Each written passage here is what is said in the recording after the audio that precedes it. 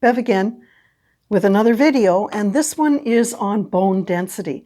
Now, everybody knows when you exercise or you move, you've got to use your muscles, right? And of course, your heart muscle.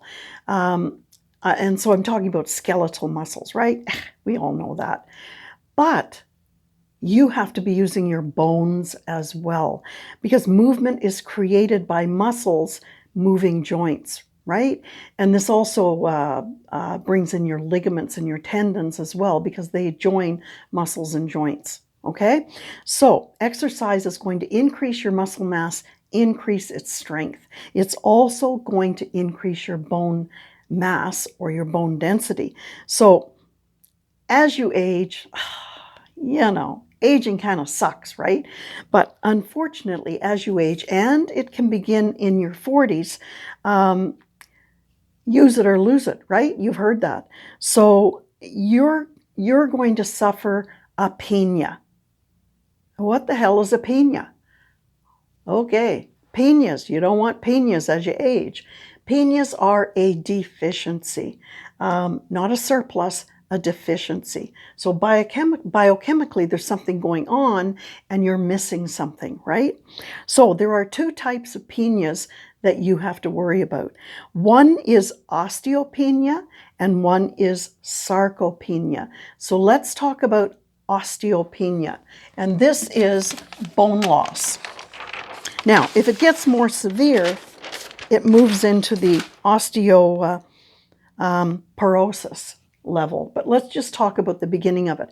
How it starts, and I said it can start in your 40s, is, and bone is a living tissue, right? So your old bone is broken down faster than your body can build up new bone. So there's a number of reasons that this can happen. You may have a bone calcium and or magnesium deficiency. You can be low in vitamin D. Maybe you're postmenopausal and you're losing your estrogen. Maybe you're retired and you drink too much, right? So this is a calcium blocker, and that can affect bones, right? Bones need minerals to be strong. And the other side of the coin is, and I mentioned this muscle, right? Sarcopenia is when you begin to lose muscle, and it's usually when you begin to age. And it's just a natural decline, right? You have lower human growth hormone as you age. And sometimes this is because you don't sleep well, right? You produce human growth hormone in your sleep. You also produce it when you're weightlifting, but maybe you have higher stress. That's going to affect it. Or maybe you have, like higher stress will affect human growth hormone.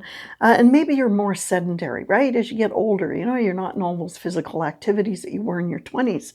So this is a bit of a problem, these penias. So what to do? Well, I said exercise, right? You've got to exercise more. But the trick is you need high impact exercise. You need weight bearing exercise. So higher impact, like let's talk about different exercises. If you're walking, that's a low impact exercise. Or if you're cycling, that's a low impact exercise. If you want to get a higher impact exercise, things like skipping, jumping, you know, where you're getting your feet off the ground. Running is high impact. Why? You're lifting up your feet off the ground, and believe it or not, your foot has to handle a lot more weight than when you're walking, right? Your body is used to walking. It's built for walking. Running, you're going to have 2 to 3 times your body weight on every foot as it steps down. So this is high impact. This is the kind of exercise that I'm talking about. Now, you want to, as I say, stimulate your living bone tissue to grow by applying more tension to the bones. So and that will make them stronger, that will make them denser, that will make you have less, you'll be less prone to injury, you know, fracturing bones, hip fractures and all that kind of stuff when you get older. But what do I do for weight bearing? Okay, I am a downhill skier. Now you may wonder, well, skiing, you know, your feet aren't lifting the snow.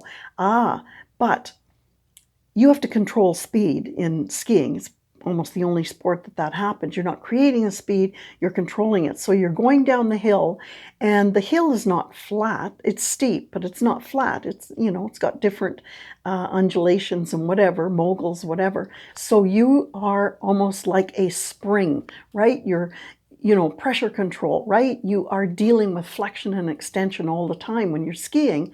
It's one of the techniques that we teach. And so that is weight bearing, and it is higher impact. And the other thing is weightlifting. And you think, well, your feet don't leave the ground when you're weightlifting unless you're doing, jumping jacks or something. But weightlifting puts extra tension or force loads onto your muscles and bones, okay, as you progressively increase those weights. So when you do that, it is more weight bearing and a higher impact type of exercise. So all I'm saying, if you want to avoid those penias, you better get into higher impact exercise and more weight bearing exercise. Okay? So see you in the next video. Bye for now.